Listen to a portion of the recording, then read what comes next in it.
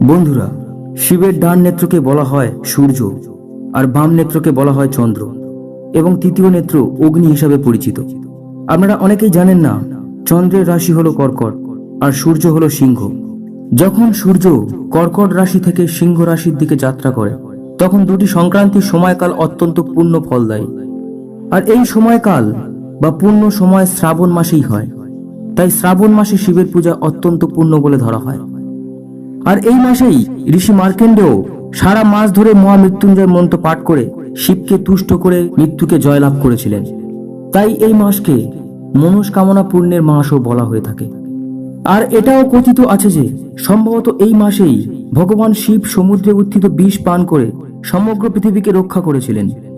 এই সমস্ত নানা কারণে শ্রাবণ মাসকে শিবের মাস বলে চিহ্নিত করা হয়েছে।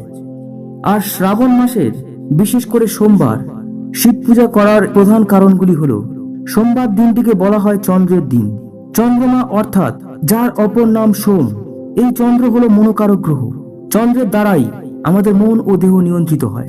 তাই সোমবার শিব পূজা করলে আমাদের দেহ মন অনেক অংশে শান্ত ও নিয়ন্ত্রিত হয়। কোনো ব্যক্তি যদি তার মনকে নিয়ন্ত্রণ করতে সক্ষম হন, তাহলে সেই ব্যক্তি সমস্ত কিছুই অর্জন করতে পারেন। সেই কারণে শ্রাবণ মাসের সোমবার শিবের পূজা করার কথা আমাদের শাস্ত্রেই বলা হয়েছে। তাই শিবকে তুষ্ট করতে এই মাসেই 16 সোমবার ব্রত পালন করা হয়। আর যদি আপনি শ্রাবণ মাসের প্রতি সোমবার এই ব্রত রাখতে পারেন, তাহলে আপনার মনস্কামনাও পূর্ণ হবে।